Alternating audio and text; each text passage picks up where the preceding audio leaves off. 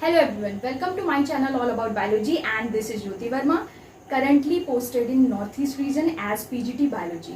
So यहाँ पर काफ़ी समय से आप सब लोगों के कमेंट्स मेरे को मिल रहे थे KVS PGT बायोलॉजी एग्जाम से रिलेटेड, रिटन एग्जाम से related as well as interview से रिलेटेड आप सबके कमेंट्स आ रहे थे कि मैं अपना एक्सपीरियंस शेयर करूं।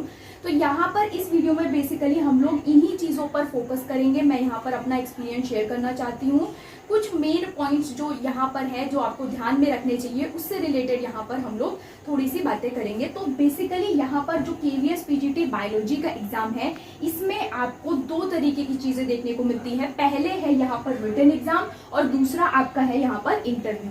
तो जो रिटन एग्जाम होता है KVS के केस में वो 180 मार्क्स का होता है, जैसा कि आप सबको मालूम होगा इसके बारे में। और इसमें बहुत सारे पोर्शंस आते हैं। इसमें आपका बायोलॉजी का पोर्शन है, हिंदी है, इंग्लिश है, रीजनिंग है, करंट अफेयर्स है, पेडागोजी है एंड कंप्यूटर एफिशिएंसी से रिलेटेड भी पोर्शंस यहाँ पर हैं। तो किस तरीके से आप यहाँ पर रिटन एग्जाम के लिए प्रिपरेशन कर सकते हो, आपको यहाँ पर फोकस सिर्फ बायोलॉजी वाले पोर्शन पर ही नहीं रखना बल्कि सारे पोर्शंस जो आपके हैं, हिंदी हो चाहे इंग्लिश हो चाहे कंप्यूटर हो या फिर रीजनिंग हो, हर पोर्शन पर आपको बराबर से ध्यान देना है। सबसे पहली बात तो यही है कि आप सिर्फ बायोलॉजी के बेस पर इस एग्जाम को क्वालिफाई नहीं कर सकते हो, आपको सारे पोर्शंस में अच्छा स्कोर करना होगा। ये बहुत ही ज्यादा इंपॉर्टेंट है। और इसके साथ साथ ये बहुत ज्यादा इंपॉर्टेंट है कि आपके जो मार्क्स हैं रिटन एग्जाम के वो इतने अच्छे होने चाहिए कि आप एक ही बार में क्वालिफाई कर ले जाओ इंटरव्यू के लिए। जब आप रिटन एग्जाम में क्वालिफाई कर जाते हो फिर उसके बाद आपका होता है इंटरव्यू,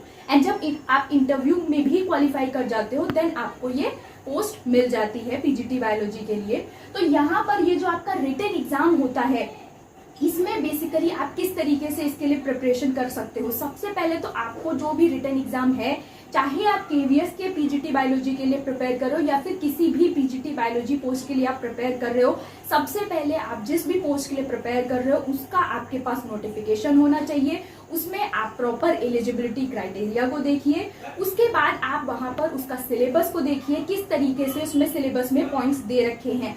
आप उस सिलेबस के सारे पॉइंट्स को कवर करने की कोशिश करिए। अब आप पढ़ोगे कैसे? जो KVS PGT बायोलॉजी का एग्जाम था 2023 में जो मैंने दे रखा था, जो कि डायरेक्ट रिक्रूटमेंट ड्राइव का था, तो वहां पर जो PGT बायोलॉजी का एग्जाम हुआ था उसमें बेसिकली जो क्वेश्चंस थे वो कैसे थे, NCERT बेस्ड क्वेश्चंस थे। आपको PGT बायोलॉजी एग्जाम में डायरेक्ट क्वेश्चंस, KVS के केस में डायरेक्ट क्वेश्चंस थोड़े कम देखने को मिलेंगे, जो कि लास्ट ईयर का जो पेपर था जो मैंने अटेम्प्ट किया था उसमें बेसिकली NCERT बेस्ड क्वेश्चंस बहुत ज्यादा थे, जिसमें भी उन्होंने डायरेक्ट क्वेश्चंस का जो पोर्शन था वो कम रखा हुआ था। NCERT बेस्ड क्वेश्चंस में भी आपको ध्यान रखना है कि डायग्राम बेस्ड क्वेश्चंस भी आए थे। इसके साथ साथ जो पेपर का पैटर्न था वो नीट बेस्ड था, यानी नीट के लेवल पर आपको जिस टाइप के क्वेश्चंस का पैटर्न दिखाई देता है सेम उसी तरीके का पैटर्न आपको यहाँ पर KVS PGT बायोलॉजी में भी देखने को मिलेगा। तो आपकी प्रिपरेशन ऐसी होनी चाहिए कि सिलेबस के जो टॉपिक्स हैं वो आप ऐसे कवर करो कि आपसे जो क्वेश्चंस आएंगे, चाहे वो नीट बेस्ड क्वेश्चंस हो या फिर आपसे दूसरी तरीके के क्वेश्चंस पूछे जाए घुमा के, तो आप उसको आसानी से अटेम्प्ट कर सको। जो लास्ट ईयर एग्जाम हुआ था KVS PGT बायोलॉजी का, उसके पेपर में खास बात क्या थी, हम बेसिकली बायोलॉजी के पोर्शन की बात कर रहे हैं यहाँ पर। जो बायोलॉजी का पोर्शन था उसमें क्वेश्चंस NCERT बेस्ड थे। तो पहला पॉइंट आपके लिए यहाँ पर यह है कि जो भी आपका KVS PGT बायोलॉजी का सिलेबस है आप उसको देखिए, उसके अकॉर्डिंग आप NCERT को रीड करिए। NCERT के लाइन से क्वेश्चंस आ गए थे पिछली बार, डायरेक्ट लाइन से क्वेश्चंस आ गए थे और उसमें से उन्होंने जो क्वेश्चंस रखे थे वो कुछ डायग्राम बेस्ड क्वेश्चंस भी थे। इसके साथ साथ असर्शन रीजन बेस्ड क्वेश्चन बहुत सारे आए थे लास्ट ईयर, और स्टेटमेंट टाइप क्वेश्चंस भी बहुत आए थे, और जिसमें सबसे ज्यादा कैंडिडेट्स कंफ्यूज होते हैं। जैसे उन्होंने आपको कोई भी सेंटेंस दे दिया और लिख दिया which of the following statement is not correct. अब अगर आप हड़बड़ी में हो, जल्दबाजी में हो, तो आप वो नॉट वर्ड नहीं देखते हो और करेक्ट वर्ड को समझकर गलत आंसर पर टिक कर देते हो। तो इसलिए ऐसे क्वेश्चंस फ्रेम किए जाते हैं कॉम्पिटिटिव एग्जाम्स में जिसमें आप जरा सा भी वर्ड अगर मिस करोगे तो आपका आंसर गलत हो जाएगा। इसलिए आपको यहाँ पर ध्यान रखना है कि आप बायोलॉजी के लिए NCERT पर बहुत ज्यादा अच्छे से फोकस करिए, NCERT के पॉइंट्स को अच्छे से पढ़िए। NCERT की लाइन से भी क्वेश्चंस फ्रेम हो जाते हैं और NCERT के डायग्राम्स को भी ध्यान रखिए। इसके साथ साथ एनसीईआरटी में आप बहुत सारे रीजन ऐसे देखते होंगे जहां पर इटैलिक्स फॉन्ट में पोर्शंस लिखे रहते हैं, उन पर भी थोड़ा फोकस रखा करिए, उनसे भी क्वेश्चंस आ जाते हैं। तो लास्ट ईयर का जो केवीएस पीजीटी बायोलॉजी का पेपर था उसमें ये चीजें बहुत ज्यादा देखने को मिल रही थी कि क्वेश्चंस थे जो डायरेक्ट नहीं थे, डायरेक्ट क्वेश्चंस का वेटेज बहुत कम था बायोलॉजी वाले पोर्शन में, नीट बेस्ड क्वेश्चंस ज्यादा थे, नीट लेवल पे जिस हिसाब के क्वेश्चंस आपको देखने को मिलते हैं उस टाइप के क्वेश्चंस अवेलेबल थे।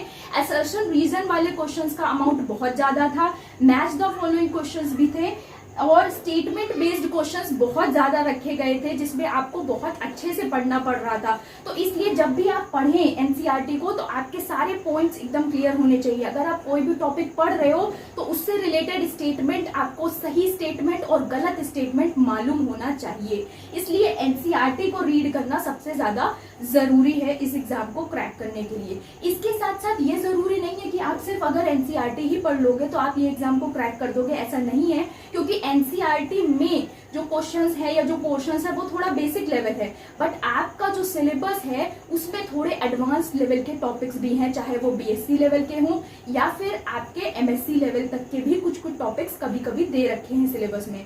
तो आपको ये ध्यान रखना है कि सिर्फ एनसीईआरटी से काम नहीं चलेगा, आपको बाकी बुक्स को भी रेफर करना होगा।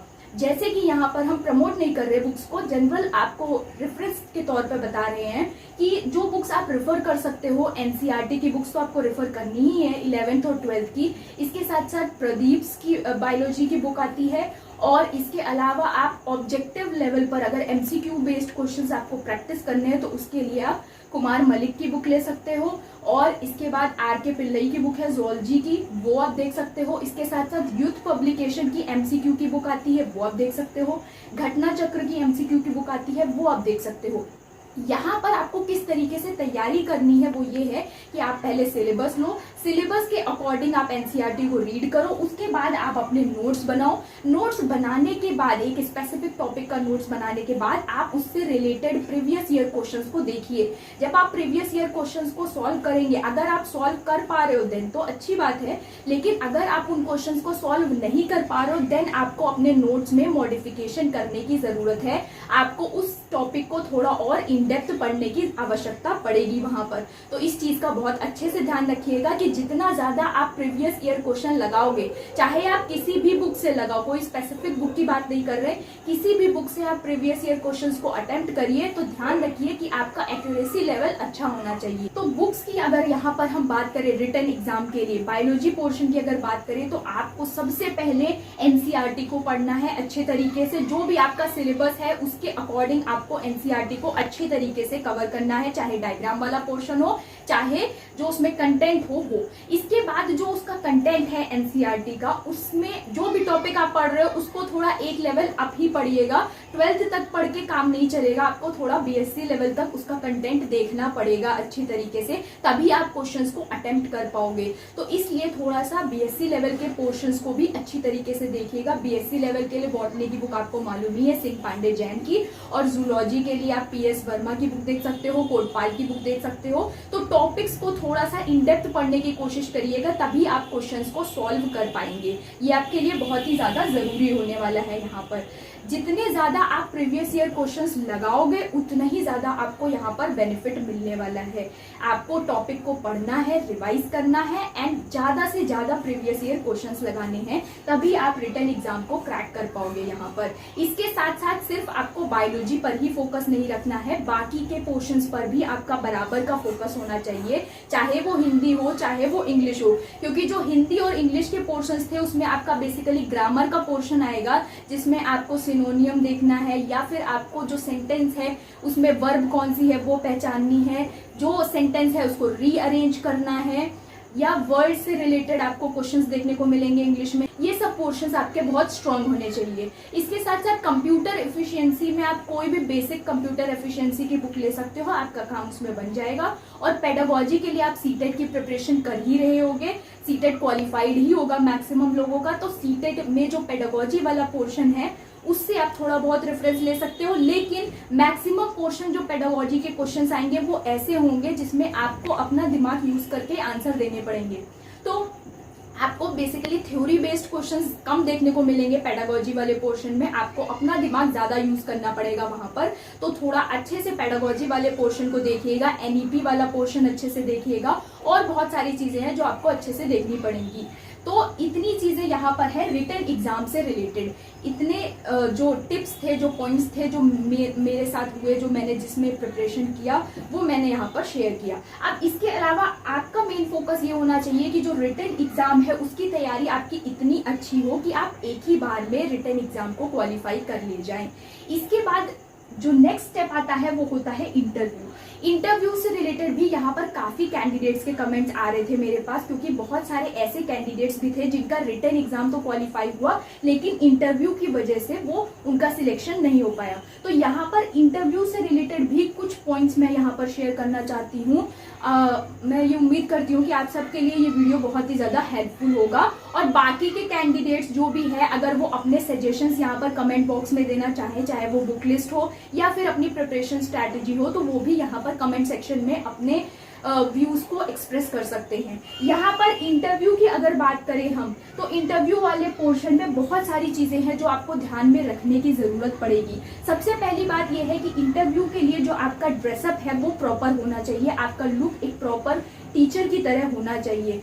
फीमेल कैंडिडेट्स के केस में चाहे आप साड़ी प्रेफर कर सकते हो या आप सूट प्रेफर कर सकते हो।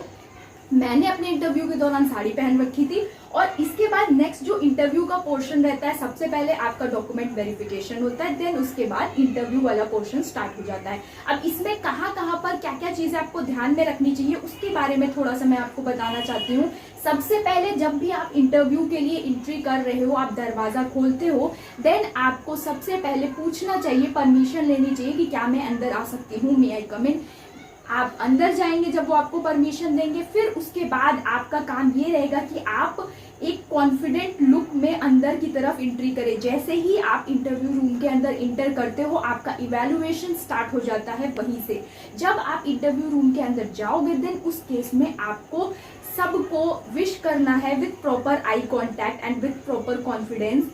चाहे गुड मॉर्निंग हो या गुड आफ्टरनून हो, अच्छे से विश करना है। देन उसके बाद जब तक आपको एग्जामिनर्स, जो इंटरव्यूअर्स हैं, वो अलाउ नहीं करते बैठने के लिए, तब तक आपको नहीं बैठना है।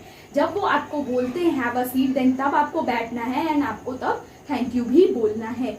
तो इसके बाद जब आप बैठोगे सीट पे, आपको सीधे बैठना है, आपका पोस्चर सही होना चाहिए, आप नर्वस नहीं दिखाई देने चाहिए। सबसे ज्यादा इंपॉर्टेंट यहाँ पर ये रहता है कि आपका जो लुक है वो कॉन्फिडेंट होना चाहिए इंटरव्यू के दौरान। इसके साथ साथ जो नेक्स्ट पॉइंट है, नेक्स्ट पॉइंट ये है कि जो इंटरव्यूअर्स हैं वो आपको बोलेंगे कि आप अपने आप को इंट्रोड्यूस करिए।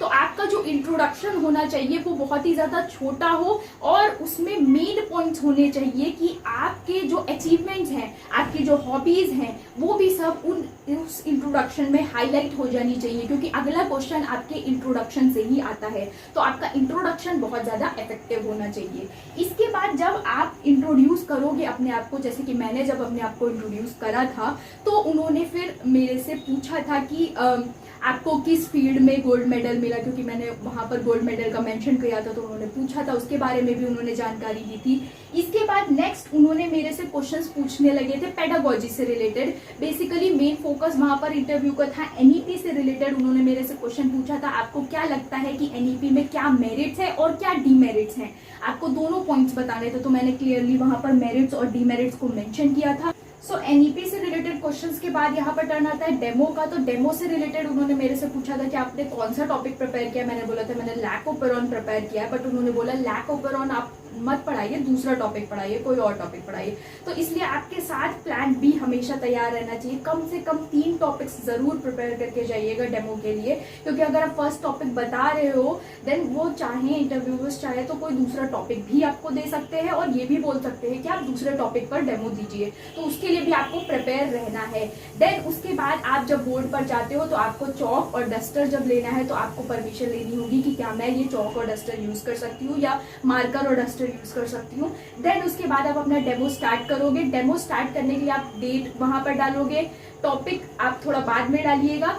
अपने टॉपिक को थोड़ा सा इंट्रोड्यूस करिएगा। चाहे तो आप थोड़े से क्वेश्चंस का यूज कर सकते हैं, या फिर चाहे आप जनरल एक समराइज फॉर्म में 1-2 लाइन बोलकर देन टॉपिक स्टार्ट कर सकते हो बोर्ड पर लिखने के बाद, और जो आपका मेन टॉपिक है उस पर आप प्रोसीड कर सकते हैं। तो मैंने लैक ओपेरॉन की जगह पर फिर थायराइड ग्लैंड पर पढ़ाया था, जो कि इंडोक्राइन सिस्टम का एक पार्ट है। तो वहां पर जब मैंने अपना पूरा डेमो कंप्लीट कर दिया था, देन उसके बाद उस टॉपिक से रिलेटेड वहां पर क्वेश्चंस हुए थे।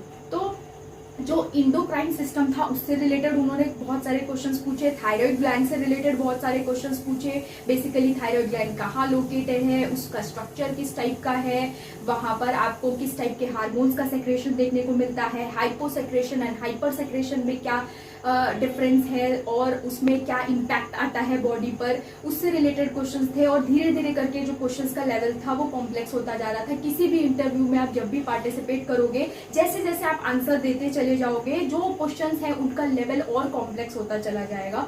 तो बेसिकली डेमो टॉपिक से रिलेटेड काफी सारे क्वेश्चन आंसर्स चले थे। सो यहाँ पर डेमो टॉपिक के बाद उन्होंने मेरे से हॉबी से रिलेटेड क्वेश्चंस पूछे थे। तो आपका हॉबी भी ऐसे मेंशन करिएगा जिसको आप अच्छी तरीके से जस्टिफाई कर पाओ, एक्सप्लेन कर पाओ।